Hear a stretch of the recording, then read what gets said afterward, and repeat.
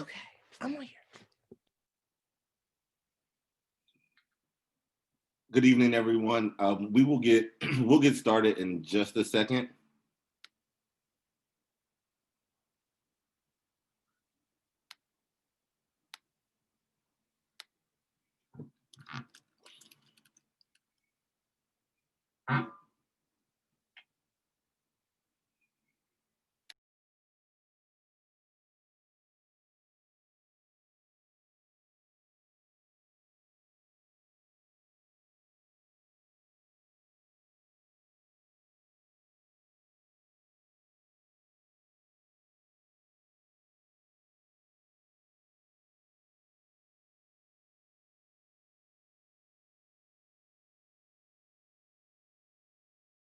Negative energy from my life. And I didn't expect slutty vegan to be what the world sees today. I just knew that this was going to be a concept that was going to be a dope concept, but not what America knows it to be. So I got in the lab and I started researching this concept, and I opened the doors in 2018, and here we are in 2020. And what I have been able to do is to create a business that helps people to reimagine food. And that reimagination of food looks like showing Black people what it looks like when you have alternate options to eating meat. So I created an experience around what that looks like, because let's keep it honest, right? There's this stigma around Black owned businesses, their customer service, they do this, they don't do this. So I wanted to create something that was really going to define all these different narratives that have been placed against Black people. So I came up with names because I knew that sex would sell. What could I get people to do to pay attention to this crazy ass concept that's going to get people excited about something different? And it may not have been something that they were used to, but it's going to be something that is going to allow them to be educated about a new world, right? So that new world is plant-based living and veganism. So me as a 7-year vegan, I said, you know what? I'm going to create this thing, and I'm going to have people so excited about the experience that they're not going to have a choice when it comes to the teaching, right? So I hide the teaching and the experience by opening the doors to church, and I have people coming from around the world to experience my business. And in the last 2 years, what I've noticed is that people just want to feel good. And if you make people feel good, you can really attach them to what you want to attach them to, if you can make people genuinely feel good. So I've been able to do that. 2019, I opened up my first brick and mortar. Had lines down the block, had about 1,200 people there. 2020, in the middle of a pandemic, I have been able to literally open up 2 locations, which my 3rd location is actually opening up this weekend. And I'm working on a 4th location that's going to also be in Atlanta. But I say all that to say it wasn't easy, but I'm glad that I did it, because I've been able to be a representation to literally all things. And the beauty of Zooms is that I have a puppy who's like my assistant that just barks whenever she feels like it. No worries. But with Slutty Vegan, not only are we helping people to reimagine food, we're creating an experience for people, and we're doing it in the Blackest way ever. Like today, I have 91 employees, and 99% of my staff are African American. That's from the top to the bottom. And I was intentional about that, because I understand the perils that we deal with as Black people when it comes to the workplace, right? When it comes to discrimination and what we have to deal with. So I wanted to create a safe space where I'm able to empower people who look like me and give them the opportunities that other big companies are not giving them, while I grow this big company every single day. So I've been able to do that. And I noticed in your intro, you talked about systematic racism and the things that we deal with. And, it's a beautiful thing that I have literally looked at my whole experience as an entrepreneur and a business owner, as a Black woman and as a Black person and as a human being. How do I maneuver in a world where society has already placed these stigmas on me? Society has already placed limitations on me as a brown-skinned woman with kinky hair that's a little thick in the front and the back. How do I really redefine that whole narrative so that we can create an atmosphere for people like me and you guys to be able to grow? But the reality of it is these things exist, right? So when back in about March, I was giving out food for all essential workers. I started a foundation 2 years ago called the Pinky Co Foundation. And I really wanted to just be able to not only inject capital and resources to communities of color, I wanted to be able to support the communities in which I serve. So when George Floyd died, and let me know if I'm rambling because this is important to note. Completely. When George Floyd died, something hit my spirit and I'm like, this is crazy. Like, here we are, it's 2020 in the midst of a pandemic and we're still dealing with issues with Black men being murdered on camera. So it was my responsibility as somebody who has a thriving business to stand in solidarity with the community. And I reneged on offering free food to police officers, which turned into something totally different. But I say all that to say, it's necessary for me as a business owner to not just be a person who just gives burgers and fries, but somebody who really enacts changes in the community, especially because of all the things that I see. It's not always pretty. I've dealt with racism, right? But I also don't let that define me because I know who I am and I know what I'm not. And it's a beautiful blessing to be able to teach that message. I feel like oftentimes we get caught up in a lot of these things. And I want to be the person that just changes the narrative and changes the dynamic so that we can show up in the world in a way where we're not affected by what people say to us. And I think I've been doing a pretty good job at that. So I wanted, obviously, I'm sure that this is more of a dialogue, but that's kind of pretty much the nuts and bolts of, who I am, what I represent. And, Thomas is on this call. We actually went to school together. So before I even owned Slutty Vegan, I was Miss Claflin University doing the same thing, providing equal space for people to just be themselves. And I get to do that with Slutty Vegan. So again, I'm excited to be here and I'm excited to continue the conversation. So I know you have a million questions for me that you want to ask me. So I love to just dive in and we go from there. Definitely. Man, Pinky, that's power. Thank you. Yeah, that's power. That's what you call power, yo. Thank you for using your power. It's important to know your power, but also to utilize that power once you figure out what that power is, right? And again, opening the door, doing what we need to do for our communities to make sure our communities moves toward upward mobility. Thank you for that. Thank you. When I grow up, I'm trying to be like you. You'll be better than me. So we're going to take some questions from the chat. And while those questions are coming in, guys, I want you to go ahead and type your questions in the chat for Pinky. While those questions are coming in, I'll start off with a question of my own. So I read in your bio that you were expelled from school in the 11th grade.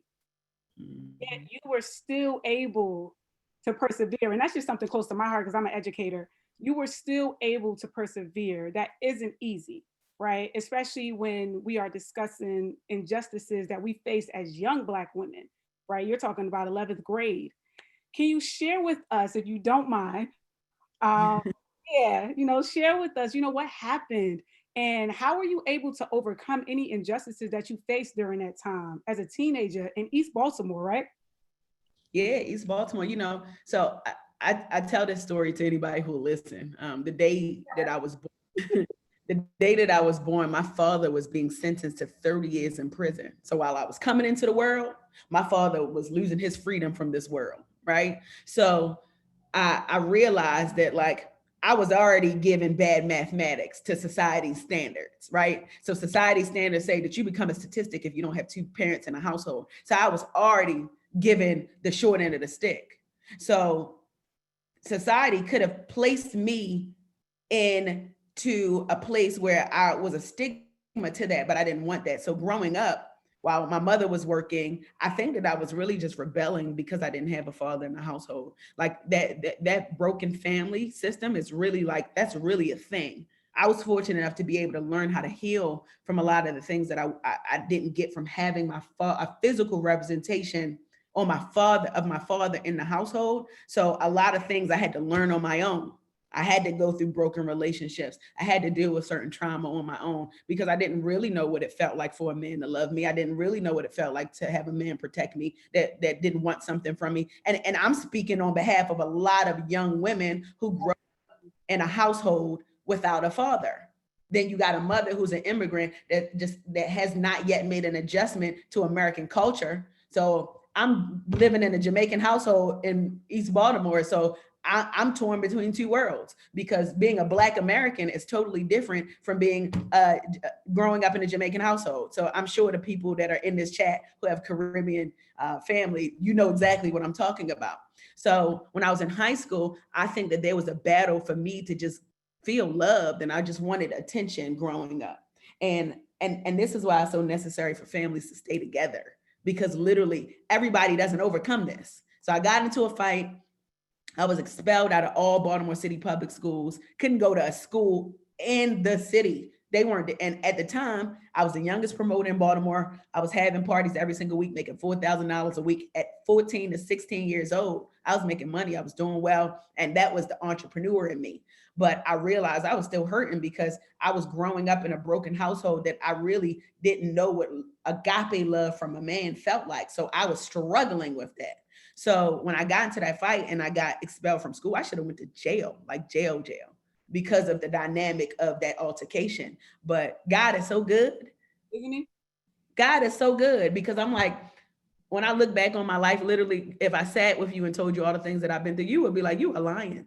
But I needed to go through that, because what it did is it built a whole set of coat of armor for me, because I wasn't willing to stop there and just give up and be a victim of my circumstance. People looked at me like, oh, we knew this was going to happen. Here go another statistic. Yeah. She either going to end up pregnant, she's going to end up in jail, she's going to go down the wrong lane. And I wasn't willing to let people believe that about me, especially because I knew that I had something so special. So that piece of the story, I really don't tell that piece. So it's funny that you asked me that, but that was the best thing that happened to me. Because when I say today, people look at me like, damn, I didn't even know that Pinky was really going to turn out like that, because I've been through some stuff. They knew that I was going to be great, but after that happened, it was a lot. So I wrote a letter to the superintendent of another school called Western High School in Baltimore City. And they let me in, they gave me a chance. And do you know, it was because of that chance that somebody gave me, and I put my heart into that letter. It was because of that chance that I had another opportunity to change the narrative of my life. And because of that, I make it my business to utilize my resources, my platform, my foundation to pull others up and to give people chances, to give people an opportunity. But I needed that to happen so I can have the experience, so I can have the testimony, so that I can show people that life don't always got to look like this. You could show people another way by doing things differently. And that's pretty much what happened, but I wouldn't change a thing. I wouldn't regret it. And one day I'm going to hopefully take the person out that I had an altercation with out to dinner, and then we just be all happy. No, definitely. And still was able to attend and then graduate CAU. And become Miss Clark University. Come on. Yes. I'll be remiss if I didn't thank Clark Atlanta for pouring into you, Miss CAU. Yeah. And I would be remiss too if I didn't thank all HBCUs for continuing to pour into Black men and Black women and Black people. Thank you. Yeah. I have some questions in the chat. We're going to jump into it. So our first question comes from Shaw University. What was the first time you experienced racism, and how did it change you? The first time that I experienced racism, you know, it's funny. I notice it a lot now. So I'm very intentional about my business, right? When it comes to Slutty Vegan. And a lot of people know the business before they know my face, right? So I realized, and that could be coupled with like sexism and classism too, right? So I realized if I'm in a room and there are people who don't look like me, they see a girl that got tights and some sneakers and a t-shirt, because I don't care how much money I got in the bank. I like to be comfortable. I just like to be me. And how I talk to you is how I talk to everybody. So I notice the tone in which people communicate with me on the initial connection until they realize who I am is a little different. But I like that because you should never judge a book by its cover. And it's a beautiful feeling when I bust them out with the bubble, and I'm being totally transparent, because in my mind I'm like, well, I make money than all of y'all in this room. Yeah. And I'm saying, like, and on a confident level in my mind. So I've experienced it, but I'm also not victimized by it, because what I've learned about people is people are going to be people. And when we talk about racism, right? People are taught racism, right? So there are some people in the world that have a capacity that can't reach the capacity that they have met for themselves. So when I start looking at what people do, people who are racist, people who treat Black people differently, I got to look at them, and I'm not making amends for them by any means necessary. But I realize that your capacity is so limited, you can never think beyond your box. Mm-hmm. And that's not for me to deal with. That's your stuff. It's stuff to deal with. Absolutely. It's your stuff to deal with. So yes, I experience a lot of that, but I'm also not sitting and dwelling in it, because at the end of the day, I know I'm great. I know I'm queen. I'm a queen. I know I'm strong. When I stand, I come as one, but I stand as 10,000. I know my ancestors are proud of me. You know what I mean? So, but I'm also not going to sit here and be a victim. I understand that there are white people in the world that don't like Black people, but I also understand that all white people aren't bad. Mm-hmm. You know what I mean? So while yes, I do experience that, I also just try to change the narrative, because it's two things going to happen. Either you're going to listen to me or you're going to be scared of me. But either way, I'm going to get you to do one. And when I get you to do one, you're going to walk away thinking about me and thinking about the representation of all people that you're going to meet again that got the same color skin as mine. Does that make sense? That makes perfect sense. Perfect sense. Our second question comes from a student, Nevaeh. What were some of the first steps you took to introduce your community to vegan food when Baltimore is known for soul food, crab cakes, and hip hop chicken? Hip hop chicken is funny. I'm in DC, so I know some hip hop chicken. My mother is a Rastafarian. So I grew up in a vegetarian household. I marinated in the womb of a vegetarian. So I kind of like had like a head start. Again, I grew up in a Jamaican household. So, excuse me, after I went to college in 2007 was when I stopped completely eating meat. I was just eating fish. So I didn't get an opportunity to introduce veganism to anybody in Baltimore because I left when I was 17. However, when I got to Atlanta, I was the only person that I knew, minus one other person that went to school with me, that was a vegetarian. So I had mixed reviews. I had some people like, girl, you better eat this chicken. Then I had some people like, oh, Pinky's a trendsetter. You doing this? I want to do it too. So I've been able to convert a lot of people to eating a better lifestyle that way. But what I never did is I never pushed my agenda on people, right? So if you eating a steak, I'm not going to look at you like, why are you eating that steak? What I did is I took another conscious approach. I told them I love me and I love my body. So I'm going to take care of me. What you do with your body is up to you. And that right there, psychologically, it made them think, because it's just like, wait a minute. Okay, this is different. She's not pushing her agenda on me like all vegans do, right? Because that's the tone that all vegans push the agenda. If you're not vegan, if you're not plant-based, then you're going to hell, blah, blah, blah. But I never did that. I literally had a different approach, and it made more people interested in this world of plant-based living. And that's how I've been able to really transition people. Now, when it came to the business, again, that experience is so necessary. So if you ever go to my restaurant, when you walk through the door, you're getting yelled at, you're getting screamed at, you're going to hear hip hop music playing. All I'm doing is literally infusing food into the culture, right? So when we talk about big businesses and how they appropriate our culture, right, and sell it back to us and we buy it, why can't we create businesses and empower our own culture and celebrate our own culture? So that's exactly what I did in tandem, telling people about veganism after they've gotten the experience. Because once I've made them feel good, I got them locked in. And when I got you locked in, I can tell you, hey, yes, it's burgers and fries, but this is the first step in the right direction. And this first step is going to open up your level of consciousness to make you understand that you ain't got to eat dead food all the time. You can switch it up. You ain't got to eat that dead piece of steak. You can eat something that doesn't require the killing of a dead animal and it be okay. And it's been working. I've been very intentional about it. And I'm happy that more people that come to my restaurant are meat eaters, because that tells me that I'm doing something right. The vegans already got your attention, right? But it's the meat eaters. Those are the people that I want to connect with, because I know if I can shift their mindset, they can begin to start introducing new options. And then a lot of the things that we've been dealing with for years, the ailments, the dis-ease, we'd be able to cure it, even at the least 20% of that. Definitely. So I have one more question. Actually, I have two questions actually from the chat. And I'm going to ask this one first. I feel like the last one will be a perfect introduction into the students. So our third question is there a connection between health disparities and racism in America? And this is from Michael from Memphis, Tennessee. Absolutely. And that's a great question. So when we think about veganism, first of all, veganism started with Black people, right? Like the fresh fruits and vegetables, and prior to slavery and all stuff. And I could date all the way back, right? So now when we look in the most recent years, and throughout, not even just the most recent years, the last 3 decades, right? When you look into inner city communities, when there are so many food insecurities, right? When there are so many, there are lack of resources in the communities for information, for access to healthier food, to access to food that's a better quality, there's not a lot of access. You go into, and there's a thing, when you go into grocery stores, there's a SKU, right? You put a SKU on the apple, like a SKU on the fruit. Yeah.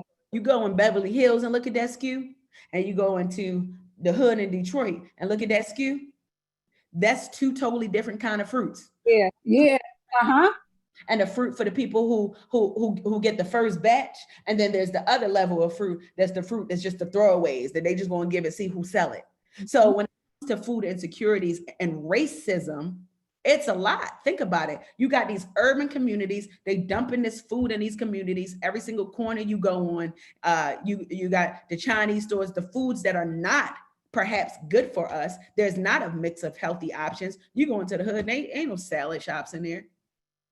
Ain't nothing to show people, all right, this is a different way. So of course, we've been dealing with that for years, which is why for the last couple years, when you think about veganism, people thought that it was a white lifestyle. It was a rich white lifestyle because society made it believe that's what it was, because Black people really didn't have access to healthier options in urban communities. Why isn't there Whole Foods in urban communities?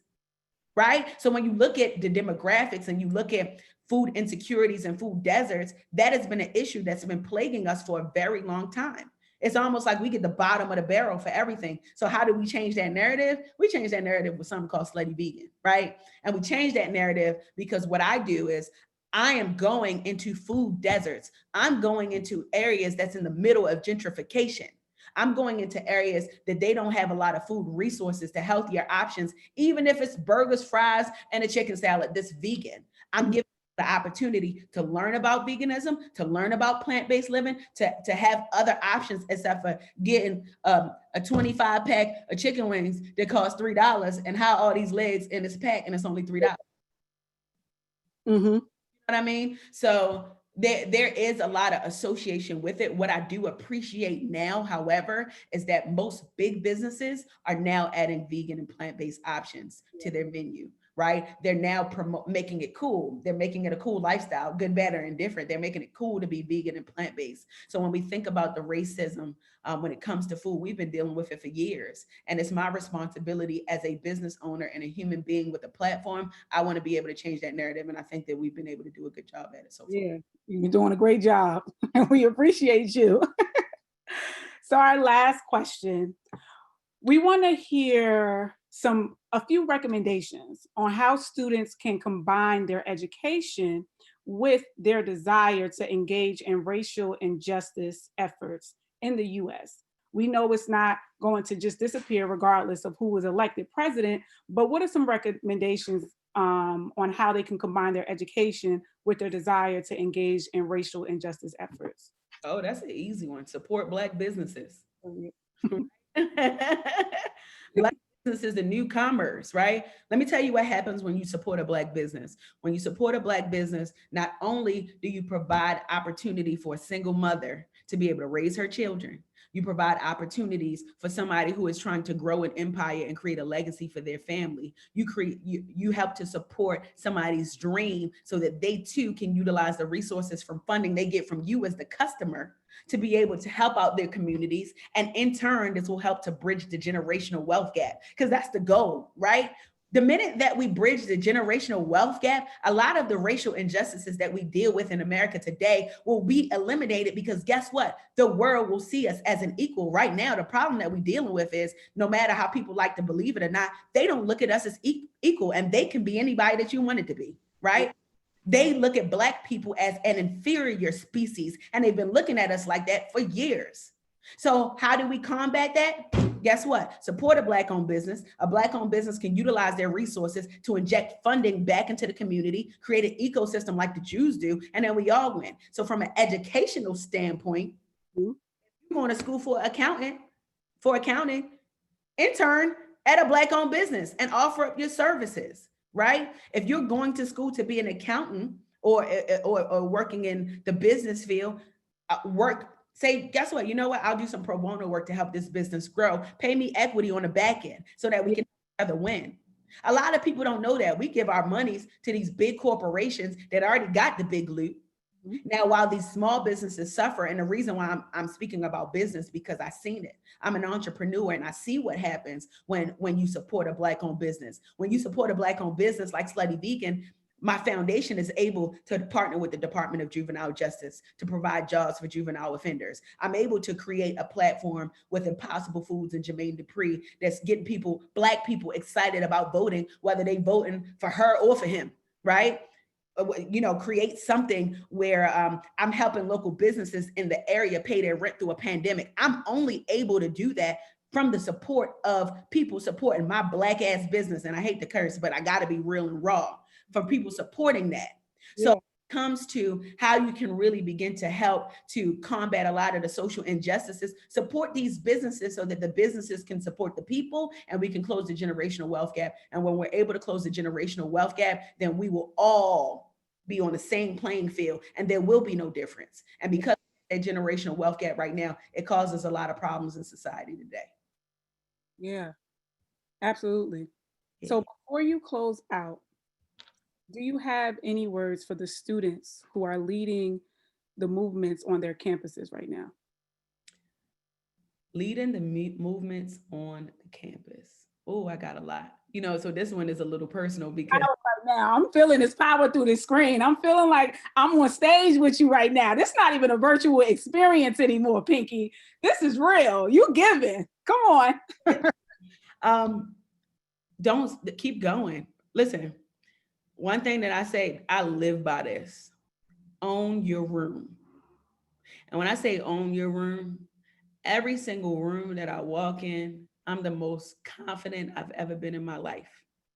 And it don't have nothing to do with the money that I make. It don't have nothing to do with the notoriety that my business makes. But I have a level of confidence that I want people who look like me to win, that I walk into every room and I own every room. So for the leaders that are on this chat, for the change makers, for people who are creating their own policies outside of politics, they're creating their own policies in HBCUs and creating their own lanes of change where you're creating your own movements.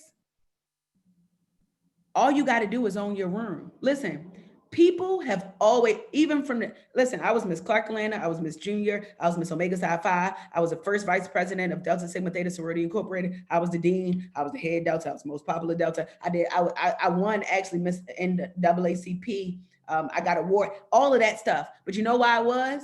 It was because I was so confident and I owned every single room that I walked in. So when I go to an organization and say, hey, this is what I want to do, I believe that we can do this. You know why people buy into what I'm doing? Because they believe in me, that my confidence exudes because I own my room. I'm like all the time. And when people can believe in you, they'll buy into or support anything that you want to do. And as student leaders on campus, all you got to do is do that and be yourself at doing that. Mm-hmm. About me, listen, I didn't, and forgive me, I didn't curse 2 times, but I got to be myself everywhere I go. I got to be authentic everywhere I go, because if I'm not authentic, then I can't show up 100% in the world and be the best version of myself to my organization, to my business, and for the people that support me. So if you are on campus and you are a student leader, you got to disrupt your space with your confidence, and your confidence will be able to get you all the things that you want. If you want to make change, you want to be a baby MLK, you want to be a baby Malcolm X, you want to be a baby civil rights leader, you can do all of that by owning your room. And the minute that you own your room, you can get and do anything that you want to do in this life, literally anything. I'm a living example. I'm a walking testament, and I don't always got it right, but one thing Pinky Cole does for sure is every single room she walks in, she owns it. Yeah. I hope y'all heard it. I know y'all heard it, but I'm gonna repeat it for you one more time. Own your space, own your room, own who you are. Pinky, I thank you so much for being with us, giving us this power this evening. You are amazing. We wish your businesses nothing but success, nothing but prayer, nothing but love, wisdom, and courage as you continue to push through and navigate through this world as a Black entrepreneur, as a Black woman. Right? We thank you. We appreciate you guys so much. You guys, do you have any more questions for Pinky? I know she's about to log out. One thing that we want you guys to do is let us know, and this is for the people in the chat, let us know one thing you want to learn from this evening, and make sure you are tagging your amazing HBCUs. I see Kentucky State, I see Shaw, I see XU, I see Clark Atlanta, I see, who else is in here? I see Morehouse. Come on, shout your HBCUs. I see Claflin in the building. Yeah, I see a lot of Claflin in the building. Okay. All right, you got some Sorors in here, Pinky. I'm seeing hello, Soror, Southern University and A&M, Wilberforce. Yes, come on, shout it out, shout it out. So I'm gonna give a little shameless plug that I didn't. Absolutely. So right now I'm looking for a marketing director. So I know that there's some people in school here that I'm sure will be graduating soon. So if you want to be a part of $1 billion empire that's helping change the world, then send me an email. Well, don't send me an email. Send careers@sluttyveganatl.com. Send your resume. But we're always hiring. We're growing business. It's a Black canvas, and I want the best talent, the best of the best. And I got to start with my HBCUs first. We always start at home. We start with our HBCU family first. Yeah. And that's that. Thank you again, Pinky. So we want to jump right into this chat. Tonight we have joining us Miss Lauren Tolbert from Claflin University, Miss Toya Smith from Dillard University, Miss Jayden Graham-White from Tuskegee University, and Mr. Ronald Mathews from Wilberforce University. So guys, come on into the chat. We are excited to see you. And we are excited. There we go. We are excited to see you, and we are excited to hear from you. There we go. We got all four in the chat right now. Welcome, HBCU family. All right. So before we begin, we want to again thank UNCF and the NFL's Inspire Change for having us here tonight, right? And continuing to open the door for conversation and the opportunity for change. So we thank you guys for creating this platform for these students to share their vision, their mission, and what they're doing on their campuses, because it's extremely important. Y'all ready to get into it? Yeah, let's do it. Good. So let's talk about your personal HBCU story and what makes it so significant. Just a little history refresher, right, for the people at home. African Americans have been historically disenfranchised in this country, from slavery to Jim Crow to segregation. As an American citizen, you're guaranteed certain freedoms, right? One of those freedoms happens to be freedom to education. We know that for African American citizens, that this freedom has not always been true. However, in the late 1800s, with determination and support of certain allies, historically Black colleges and universities were born. HBCUs have historically been a safe place for African Americans to explore academia, celebrate and embrace their culture, and again, matriculate towards upward mobility, because that is the point. We often hear about the HBCU experience and what makes our HBCU so great and so rich, right? My question to you guys is, why did you choose your HBCU, and what made your experience so significant to who you are or who you are becoming as a Black student? You guys can go ahead and jump right in. Well, for me, going to HBCU was almost inherent. My grandmother is a graduate of Mississippi Valley State University in Itta, Mississippi, and my mother is a graduate of Xavier University in New Orleans, Louisiana. So it was, my uncle was also a graduate of Mississippi Valley State. So it was almost understood, like I was meant to go to an HBCU. In high school, I went to a pretty mixed race high school, about half and half. But oftentimes the classrooms, the situations I was in, I wasn't surrounded by people who looked like me. I didn't have teachers who looked like me. I didn't have classmates who looked like me.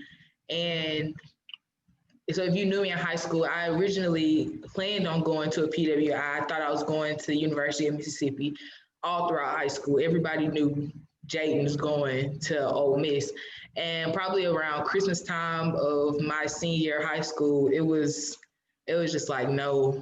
I visited Tuskegee right before, so Christmas break of my senior year, and it instantly felt like home. I knew that that's exactly where I was meant to be. And I know if I would have gone anywhere else, that I wouldn't have experienced the level of just, my mom used to say all the time, there's no greater love than the love that you find at HBCUs, to have people, to be surrounded by people who look like me, who have similar goals as me, working towards becoming a better person, to have teachers who look like me, that see me in them, to have administration that again sees me as a student in them, and for them to be professionals, for them to be graduates of HBCUs. A professor I'm very close to, Dr. Shanita Bratherson, is a graduate of Tuskegee, and she's now a professor here. So it's just those influences of knowing that this is a space that my ancestors built for me. So I feel like I have a responsibility to enjoy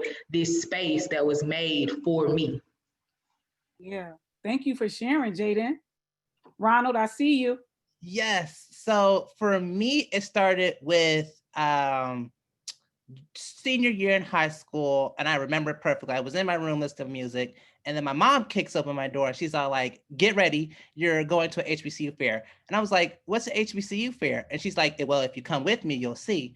And, you know, going to that HBCU fair, I was like, Black people own colleges? What? And being told that little tidbit, I was like, well, I want to know more. And I remember I was just walking to all these other universities, and what had caught me was this tapestry. It was green and gold, Wilberforce University. Oh, and I had talked to the admissions guy, and he was like, well, you know, Wilberforce is one of like the oldest private HBCUs. We were founded in 1856, about 4 or 5 years before the freedom of enslaved people. And I was like, Wilberforce created before like slavery ended? I was like, I want to know more. I want to be a part of this tapestry. So I basically did everything that was required of me, and boom, I'm here at Wilberforce University. It's where I'm senior now. I crossed Alpha Phi Alpha Fraternity Incorporated Z chapter here, and I'm just loving it even more. Even as I am 3 hours away from there, I can't stop thinking about Wilberforce. I mean, you're shining through, both of you guys, as you're speaking about your HBCU. I mean, I just feel your spirit and your energy coming through this computer. That's how I felt when I got into Howard. It was like, man, I'm here. I did it. I got in. Who's up next? I'll go. So when I think about this question, like why I go to Claflin in South Carolina, why I'm at a HBCU, a few things come to mind. The first is that if you would have asked me this question, like when I was a freshman, I really would not have been able to tell you, like, why am I here? Why did you want to come here? Not why you're at college, but why you're at a HBCU. And I think, you know, the specific reason why I went to Claflin was because it was the best financial decision for my family. You know, a lot of times HBCUs are institutions that give people chances who wouldn't have a chance anywhere else. But for me, it was really just the money. I mean, like, getting there, Claflin choosing me and saying, we'll pay for you to go here. We will literally pay you to come to our school. And I think that the experience of someone, of an institution that's built for you, that's willing to invest so much into you, is such a powerful thing. So that's why I went to Claflin. But I think, you know, an even more important question is why I've stayed at Claflin and why I plan to graduate from my HBCU, you know, because a lot of times people go to college, but they don't finish, or they go to school, but they transfer, or they take some other path in life. But I think the reasoning, the explanation for why I stay at my HBCU, why I stay at Claflin, is because of the community that I found that Jayden and Ronald kind of already talked about. You know, with the community of professors, my chair, my dean, my peers in my major and in my honors college cohort, you know, this whole community that I get to be a part of, who is willing again to invest in me as much as much as they possibly can, to see me succeed, to give me opportunities that my freshman year I didn't think I would have as a freshman, you know, to travel to conferences with the university, to get involved on campus in student government, in everything across campus, taking classes that I never would have been able to take in high school and possibly even other universities. So just learning about myself and how to define who I am in this world, and then doing it with people who look like me, who are on the same path to success. It's a beautiful thing. And I think that that's definitely the reason why I've decided to stay at my HBCU and why I want to graduate from my HBCU. And I can't speak to opportunities that I might have had at other universities, because I don't know. I mean, I'm not there. But again, like the opportunities that I've had at Claflin and the people that I've met, the community that I'm a part of, I wouldn't trade it for the world. And I think that it's invaluable. So that's my little tidbit about why I came, but also, you know, why I stayed. Yeah, absolutely. Thank you for sharing that. Miss Melissa Green Parker from the chat says, amen, Lauren. We love your question. Why did you stay and decide to graduate from the best HBCU? You know, every one of us think our HBCU is the best. We're not going to get into that right now. We're not going to get into that because Howard is the best. I'm just going to put that out there. Nonetheless, Miss Toya Smith, we're going to jump right into you. I echo everything that everybody has said, because it's like, I feel the same way, like 10 times over. A big part, well, everything about going to school for me was very intentional. Choosing to go to a HBCU, I was kind of an accident. I was a part of an experience where I saw, like everybody else, I saw people who looked like me doing things that I didn't realize we could do. And just a sidebar, like representation is so important in that way, because it's like, as Black people, we have to be given permission to do things, right? Like we have to see others and be like, oh, I can be president. Oh, I can be in Congress. Like, so it's just that little example for me was like, I can do a lot more than what I'm doing right now. I just didn't know that I could. So I decided on Dillard. I'm a Dillard student, by the way. I decided to go to Dillard.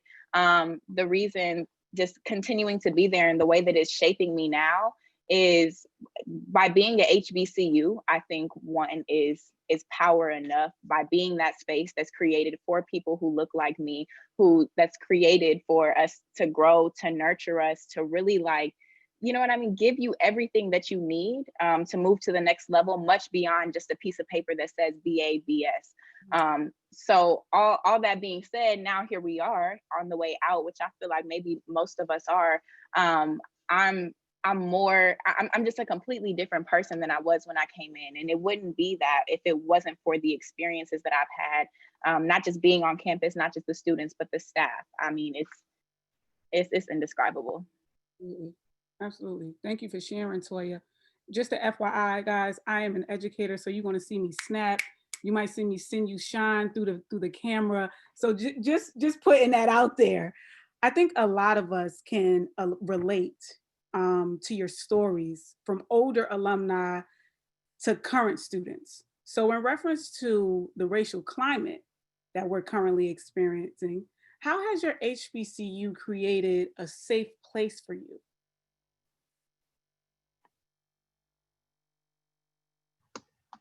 You know, oftentimes I was just talking to my mother about this. In high school, I felt like I was always so angry with what was going on in the world. I felt as if I had been almost stereotyped by my classmates as this angry Black girl. Everything made me upset. We're not going to discuss slavery in my presence without me having this input, this almost rage. I was always, everything was, I just, I was just seen as such this idea of being radical. Mhm. And when I got to college, so this was pretty much through my entire high school experience. So when I got to college and I'm surrounded by all these people who feel the same way about these issues and voice them in the same way as me. And I realized I was not radical at all. These ideas that I had, these things that I held so true as a part of myself were not radical. Like in no definition of the world was what I thought radical. Like I just was in a space where this idea of my call for equality or equal treatment was just not seen. It wasn't something that actively affected the people who I was around in the ways that it affected me. So almost this idea where if it's not happening to me, it's not happening. So being at my HBCU and being surrounded by people who see things the way I do, I was just telling Mom the other day, being on this campus almost it gives you this safe feeling as if, yes, these things are happening around me, but within these walls, when I'm inside these gates, I am safe from whatever injustice might be happening around me. I'm safe from the things that we see on television within these gates. Once I walk onto 1200 West Montgomery Road, I'm okay. I'm safe. I'm in this bubble to where these things can't hurt me. Yes, they can affect me. Yes, I can see them. Yes, I can be in solidarity, but these things can't hurt me when I'm here. So as far as going out into the world, it's almost scary. Like we talked about, a few of us are seniors. So graduating and going into this world where my bubble is no longer intact, how do you transition? I would say Ronald, were you about to go? Yeah, I was gonna. You got it. Go ahead. I'll have to hop back with, or should I say, unite with what Jayden had said. And it was like, in high school, it was like, if I was angry, I would have to bat around like white comfortability. And it was like, yeah, we can talk about racism, but to a certain extent until it gets me uncomfortable. Then we have to shut it down. And then, the conversation just goes left. Yeah. But the moment I touch my HBCU, moment I touch 1055 North Bickett, it's, yeah, we could talk about this in full detail. And while we're doing it, let's discuss solutions. Let's be social disruptors while we're here in this little bubble, so that when you are out there, you can be a social disruptor. There is no whole having to bat around, this white little bubble. It's boop. So yeah. That's what my HBCU has given me. Come on, Wilberforce. I would say, for me, I agree with what Jayden and Ronald have said. Just the physical space of being in that environment, being with people in a community of people who have similar backgrounds to you, but are still from a diverse set of backgrounds, it's such a unique thing, because you have these shared experiences and these shared understandings of the world, of how you fit into the world, how the world sees you. But then everyone brings something different to the table. And I thought I think that was definitely a myth that I had internalized in high school, that, I go to HBCU, there's no diversity, Black people all the same, it's not going to be the diverse environment that I really want.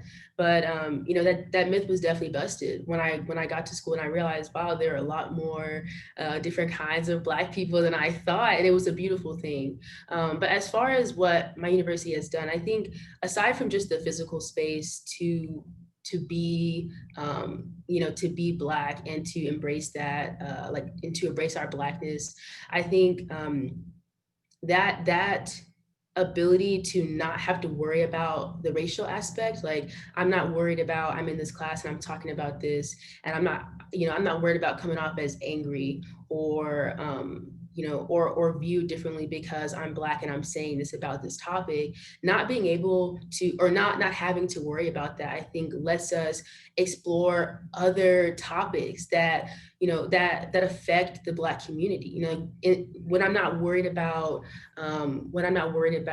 proving to people that I matter, I can start interrogating, okay, what are some other things that as a member of the Black community, I should be caring about, I should be fighting for. And some of those things for me, like, looking at class disparity, disparities with LGBTQ plus people in the Black community, and not having to worry about trying to prove again to people that I matter, those are things that I can now interrogate and look into and explore. And I think that's also a beautiful thing, because it opens up a whole realm of topics and just disciplines to explore, when you're not having to prove why your survival matters, why your life matters.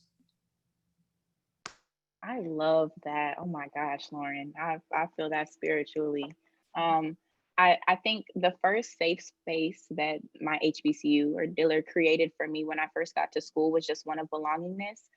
Similar to Jayden, I went to a high school that was really mixed, but I mean, you couldn't see it. Like 50% white, and 49% Black, and then 1% other doesn't necessarily mean that we're actually, doing anything. So I always was like, and it's like a real light-skinned, ambiguous kind of person. I was always just like floating around, never really fit in here, never really was accepted there. And so going to Dillard, automatically I didn't have to worry about that. So it wasn't about proving if I mattered. It was about, I didn't have to have those conversations like, do I matter? Or like, I'm Black, like, do you, just to let you know, I didn't have to do those kinds of things, because that range of culture, the range of people, it was already there. It was already established, and it just wasn't as narrow-minded as spaces are outside of our HBCUs. Additionally, now I think Dillard does, because we're such a small campus, we do such a good job of like creating spaces for people to have conversations and create solutions. And so I'm one of those people, it's like, I'm so upset and angry by everything that's going on in the world, but I can't afford to just continue to spend time being mad. It's like, where can I channel like my gift, my passion to do something about it? And because we have such an intimate environment at Dillard, we have so many spaces to be able to do that. And so I think that's the biggest thing that we're doing now, is just continuing to create space and resources to say, this is what you want to do. Here, you have the agency to do it. You have the resources, go get it done. And we stand behind you 100%. Absolutely. The door is open for you to get it done, 100%. So the word safe has definitely come up a lot. And I mean, I think Jayden touched on it, that HBCU bubble that we enter, right? And just for, people at home, if you're watching, just to let you know what an HBCU bubble is, HBCU bubble is like this figurative realm, oftentimes surrounded by students who look like you. You're surrounded by Black culture, people who want to protect Black culture, and people who want to protect Black students. Realistically, this isn't the world we live in today. And Jayden touched a lot on it. Ironically, we are actually taught this at, our HBCUs, that this isn't the real world. This is our little bubble, of protection. But once you exit, the world kind of explodes on you. We are taught how to interact with people of different beliefs, and we are taught how to navigate a world that was not built for our success. My question to you guys is, understanding that America is a country that was built on racism, how has your HBCU supported you in dealing with these injustices? And how is your HBCU setting you up for success in the real world? And I'm going to direct this question to Ronald, Toya, and Jayden. Okay, so for me and my personal experience and how my HBCU has prepared me for the world, my HBCU has really given me a lot of opportunities to grow within my major. I mean, I went to New York. I've never been for 22 years of my life, I've been staying in Ohio. And then my HBCU was like, do you want to go to New York? And I was like, yeah, sure. And then they presented me, do you want to work at a radio station? I was like, yes, sure. And it's just like the revolving door of opportunity for my HBCU that my HBCU has given me. It has prepared me now, and like my senior year, when I graduate, I don't have to worry about and come to like this type of despair that I didn't do anything. No, my HBCU gave me everything. So I don't have to worry about that. So that's what my HBCU, Wilberforce University, has given me. And you're a communications major, right, Ronald? Yeah, I just wanted to shout that out because I know you said you're a communication major and you said something about radio just now. So I want to make sure those out there that know, Ronald Mathews is a graduating senior, correct? Communication major. Open the door for opportunity because that's what we do. Yeah. So for me, I can speak more towards the latter part of the question. How is your HBCU setting you up for success in the real world? So oftentimes the argument that you hear against HBCUs is you're just going to be surrounded by Black people. You're not going to know how the real world isn't like that. Like you won't be around Black people all the time. But my point to this is we literally have the rest of our lives to be minorities. Why rush it? I enjoy being in these spaces where I can be comfortable at any level. So for me, Tuskegee University has not prepared me to be just around Black people. Tuskegee has prepared me as a person to build, like she mentioned, like Miss Pinky mentioned, that confidence to where I can walk out into the world and feel like I can face anything. Anybody who knew me in high school or even my freshman year, I've always been so shy, so reserved, really to myself. So if you would have told me my freshman year walking onto this campus, Jayden, you're going to be in a pageant. You're going to be holding class offices. You're going to be on this screen right now having this conversation with you all in front of 100 people. I would have laughed at you because no, I'm not. But being in these spaces where I was able to grow, I was mentored, I was perched and nurtured by those around me, by my professors, like I mentioned earlier, Dr. Brazelton, Dr. Chalmers, just a few who really have nurtured me and brought out, Dr. Sheena Harris, just brought out in me this person that I know I was meant to be. So when I walk out of these gates in May 2021, I know that I'll be prepared to face anything that the world can throw at me because my HBCU ensured that. So my first thought is just like zooming out. The world, our systems are all just baked in this white supremacy culture and anti-Blackness, right? So the fact that we have spaces like HBCUs and there are outsiders who criticize them for their being just because of the students that they served and were created for, I think it's like one thing that my HBCU teaches me to push back against, right? Like to unlearn. Like even as we grow up and we go through school, like as somebody who's in education too, we talk about slavery in an embarrassing way. Black people are framed as being really helpless. And our history is not one that's powerful. It's a weakness. It's like a stain.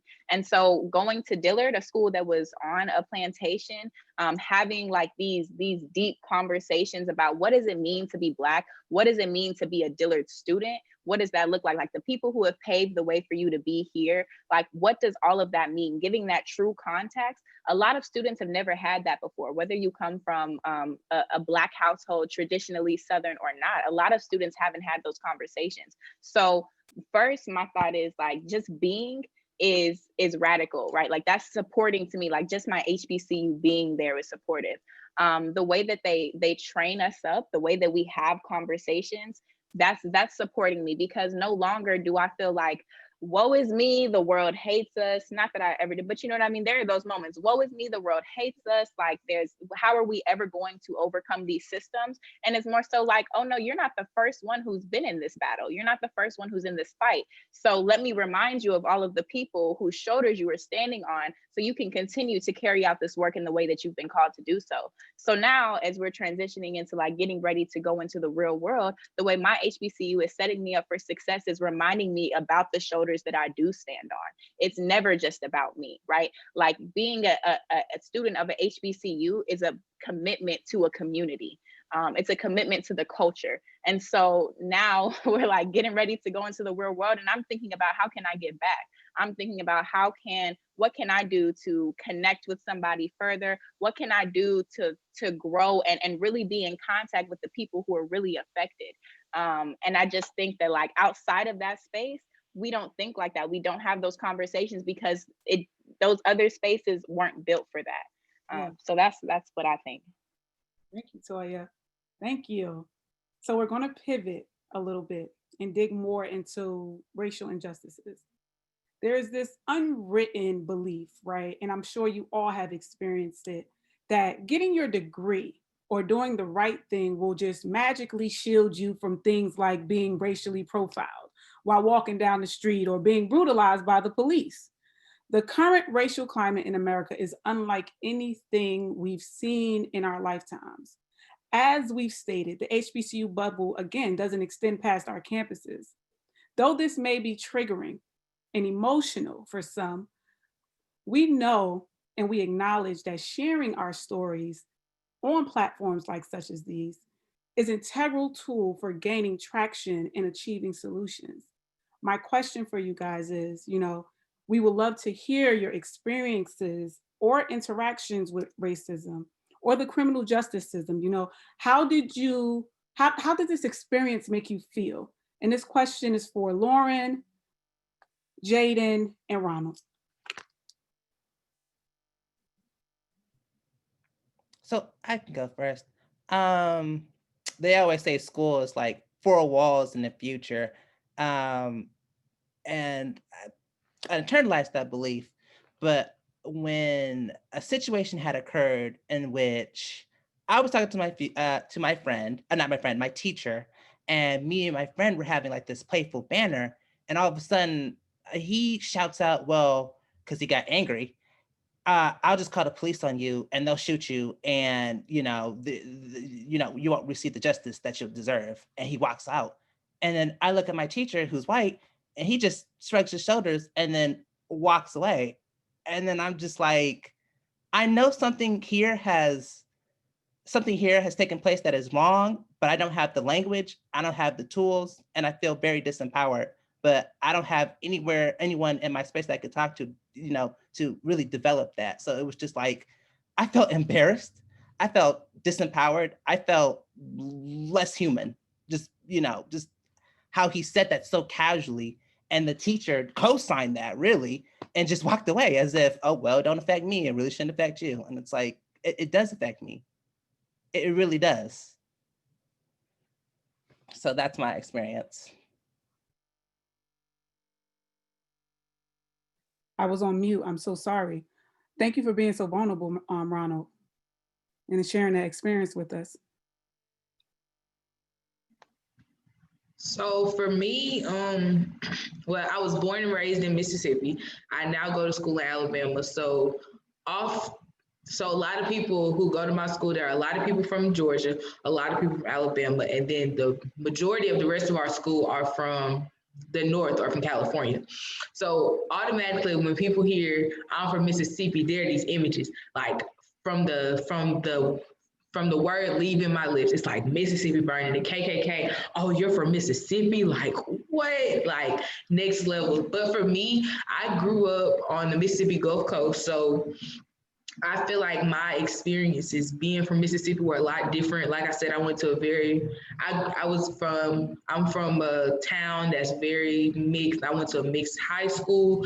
So those experiences that people hear when they hear Mississippi were not my experiences. So a lot of the times when I think of experiences of racism, it was never blatant. Like I've never had somebody, like you see videos of people like getting called the N-word and things like that. It was always a more so like low key type thing. Like, did she really, like, is that really? So for me, I think the first time that it really hit me, like something that really stuck with me, was I was in high school and I summer program. So every summer when I was in high school, I always did a summer program. So like earning college credit. So this had to have been my 10th grade year. So this was the semester before the summer in between my 10th and 11th grade years. So I was talking to, so my high school had a lot of different counselors. We had one Black counselor. She actually graduated from HBCU herself. She went to Alcorn State University, but she was usually pretty much all the Black students in my high school. She was our go-to. Anything that you needed, whether you were going to HBCU or not, she was literally our go-to. She was a mother. She was a mother figure to a lot of people. And I'm still very close to her to this day. But the program that I in particular wanted to attend, and y'all, you can hear the band in the background, you know, that HBCU life. But so the program that I was trying to attend, so each of the counselors were assigned to their own group of schools. So this counselor is responsible for this college, this counselor, so on and so forth. So I had to speak to another counselor about the program that I was trying to get into. So I went and I talked to her. And she goes, well, I don't think she's going on. This is a very competitive program. I don't think that it would be wise for you to try. I'm not good. So you had to be recommended to join the program. So she basically said, I'm not going to recommend you. Now, I'm a political science major now. That program was a pre-law program. And she goes, maybe you should try and attend the program at Morehouse. The Morehouse program was a math and science program that literally had nothing to do with what I was trying to do. And so that was probably my first experience. It was just like, okay, this bothers me. This bothers me. And it's something that really stuck with me to this day. Thank you, Jayden. Lauren? I would say I had a similar experience as Jayden. In respect to like growing up in a southern state. Like I grew up in Tennessee. And so oftentimes people hear, oh, Tennessee, KKK, racism, country, Nashville. Like those are like the four things people, you know, that's what they think of when they think of Tennessee. At least that's what they tell me. But like Jayden, I grew up in a pretty diverse environment. That was in my school, the extracurriculars that I was involved in, the people who were my friends. And so I also never like experienced blatant racism. But one thing that definitely really stuck with me from high school that I think a lot of people fall victim to, and it's something that I've seen internalized a lot in the Black community, which is unfortunate, is this idea that that Black people can only do certain things and aren't certain ways. And by that, I mean, like in middle school, people used to call me an Oreo, like, oh, you're such an Oreo. And I remember like in the beginning, when I first started hearing that, it was like kind of weird, but I didn't really know how to interrogate that. I didn't know how to make them see why what they were saying was wrong, until my uncle kind of got a hold of me. He was like, why are you letting them call you that? I'm like, well, I don't know. Like, and for those of you who don't know, like an Oreo is someone who's white on the inside, but Black on the outside. So it's like, oh, but like you're Black, but you act so white. So you're white on the inside, like you're like an Oreo. And I was always I was like, I just shrugged it off.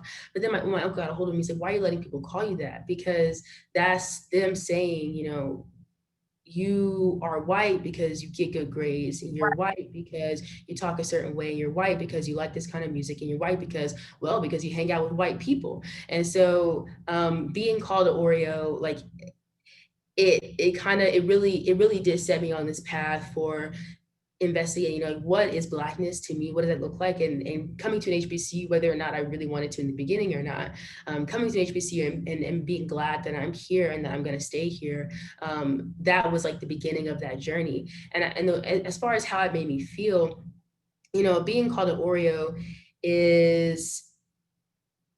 it's kind of weird. You know, I started asking people, what do you mean by that? And of course I knew because they had already told me. They're like, what do you mean by that?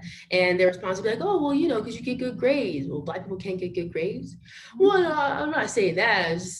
I'm just saying, well, you know, Lauren, it's a joke. And like, that would always be the response. So it's like, why is demeaning Black people to being stupid and not being able to speak the way you speak and liking certain things? Why is that just a joke to you? And so I say little things, but it's like little things like that aren't so little that really can impact the way you view yourself. And like I said, those are things that I've seen internalized in a lot of Black people, just inadequacy in themselves, in our institutions. organizations, people, going on college tours in high school. and we visited Spelman and Morehouse, and all the white kids, well, not all of them, but a few white kids on my bus being like, oh, why are we here?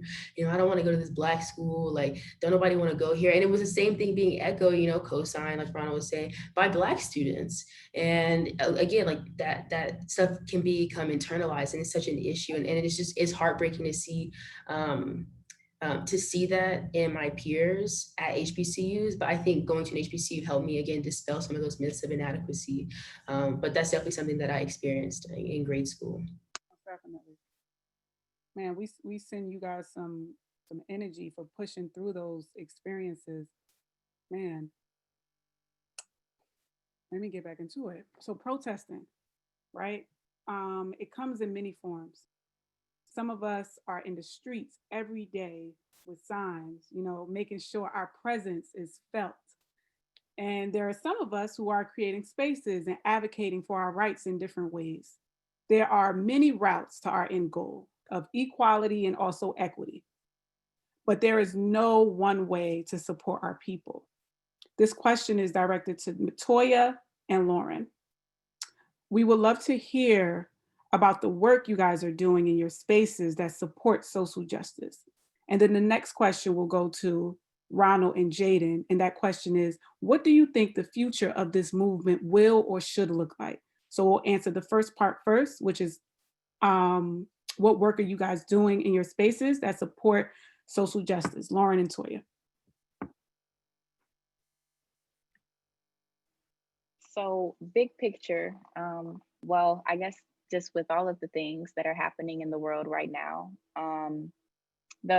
in response, like chronologically in response to that, the first thing I did was I was at home over the summer because COVID, and I thought to myself, like, there are all of these really crazy things going on, and I bet you schools and all of the other things in the world are just going to try to proceed like normal, just like sweep it under the rug, like thousands, millions of kids did not just see somebody who looks just like their dad, uncle, future selves get killed on national TV right in front of them.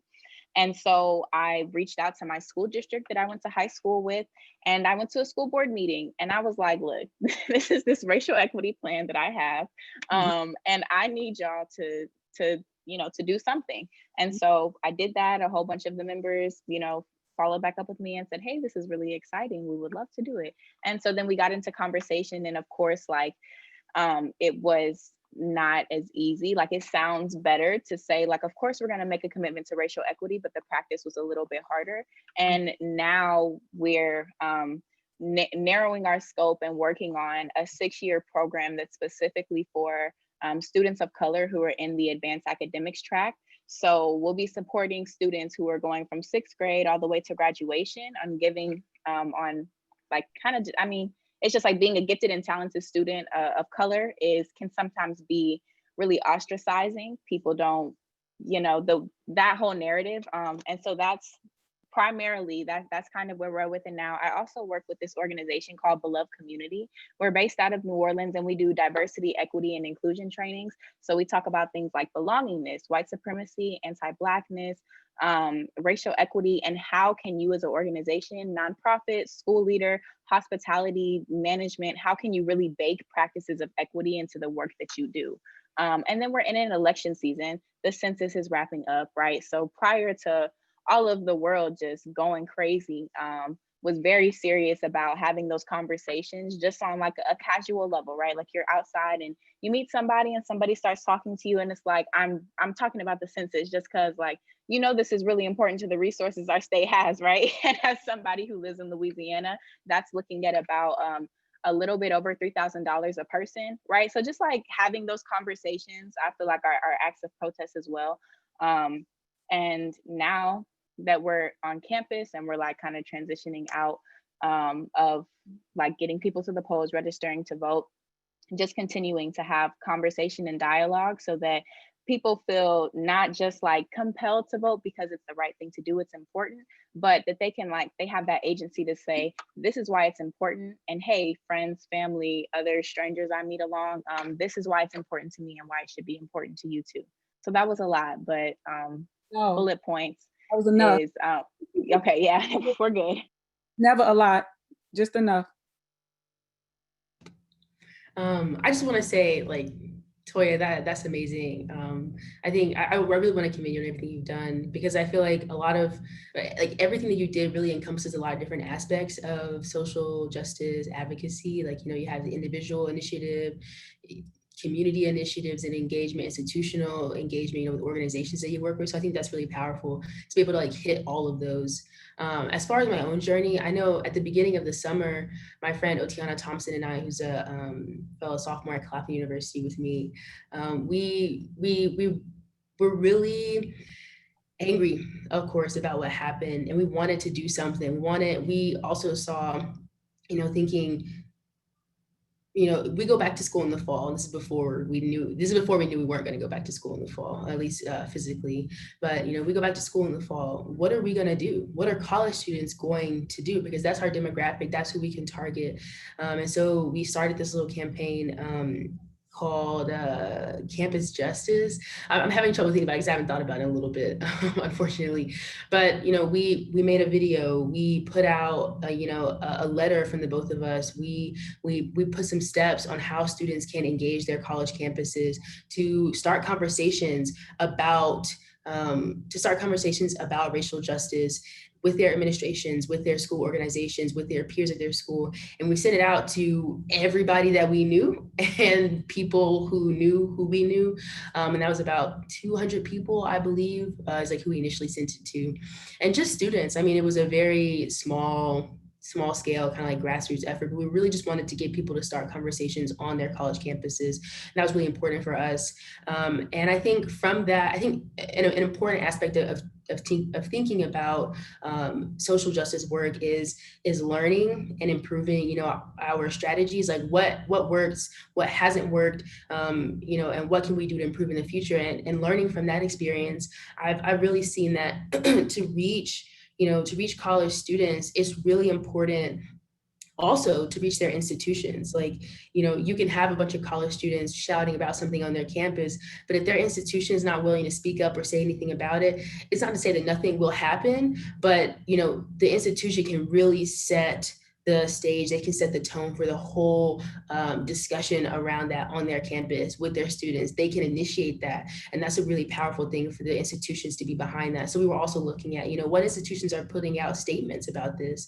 And we started collecting a few of those. But it's really interesting, to see. One thing we observed is that we felt like a lot of HBCUs weren't really speaking out about it. Then we learned that a lot of them they were just doing it internally. But again, that learning aspect of it. But so I was involved in that. And as far as on campus, I know Claflin has a new Center for Social Justice. And I think taking an opportunity to look into that, just understand what it is, what that means for an HBCU to be a resource to a community.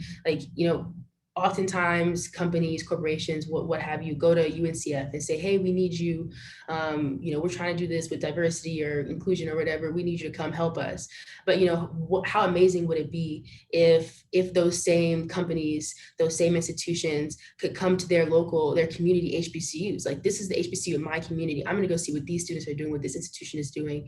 And so that's what I think Claflin has laid a good foundation for with the Center for Social Justice. And so I've been working with the director of that in tandem with our LGBTQ plus organization on campus, Everyone for Equality, to look at what can we do to make more inclusive, safe spaces for those students on campus, in the dorms, in just everyday life on campus. And so that's something that I've been working toward with our HBCU. And I can say, proudly that our administration, our institution has taken an initiative with that. They've said, we're going to work with the Center for Social Justice. We want to see change. We want to see inclusion. We want to see every student feel welcome at our institution. And that's something that we're working toward. It's definitely a journey. It definitely requires strategy, requires planning, requires, again, initiative and effort. But, I'm proud to be working with them on that. And I'm excited to see what we come up with. Thank you for that, Lauren. I'm going to go right into Jayden and Ronald. So for me, like, what will the movement look like? So often you hear people on social media, we're not our ancestors, and I would never put up with this. I would never do that. And I feel like statements like that come from a place of privilege. Yeah. Things that our ancestors are not even, because the word ancestors makes it sound like it was thousands of years ago, but we're talking about our parents and our grandparents. The things that they had to fight for are things that we've never. A world without the right to go to a restaurant, a world without the right to vote, a world without the things that they fought so hard for is a world that we don't know. So our fights look different than their fights. And also, I think that we have to respect the fight that has been fought for us to get to this point, to even have the privilege to fight the fights that we're facing right now. And also, one major difference between the fights that they fought and what we're fighting now is social media. Social media gives, the idea of, okay, so the Emmett Till case, where his mother allowed the world to see what happened to her son. That's not a question right now. What happens is for the world to see. The whole world watched George Floyd be murdered. The whole world watched Breonna Taylor's case. So just access to information. We have the access to all the information that we will ever need to see the injustice that go on throughout our world. It's just a matter of what we are going to do with this information.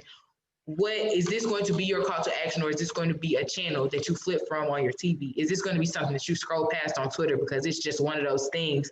You have to take this information and make it your call to action, make it something that you are going to do something with, because otherwise you're wasting your access to information is being wasted otherwise. Yeah. Thank you, Jayden. Yes, I have to unite with what Jayden had said.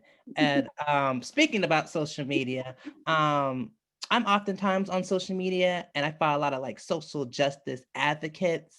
And one thing that I've noticed is there's a tendency to infight and be like, or should I say, disagree on different ways to like how the movement should be. So then there, there's people who are like, no, we should handle it this way, or oh no, we should do it this way. And like the beauty of social justice is that we can handle it in different ways. It's like math, or should I say building a house, because as long as the goal is to build a house, it shouldn't matter if one person does the toilet, or one person does the upstairs, or one person does the foundation, or one person wants to do the kitchen. The goal is to create a house, hopefully, well, not hopefully, a standing house. Mm-hmm.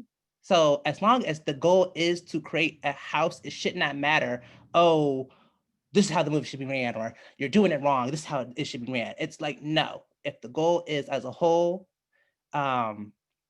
social justice and freedom and equitability and representation and every good thing, it should not matter about different ways in which we handle it. Like I said, it's a math problem.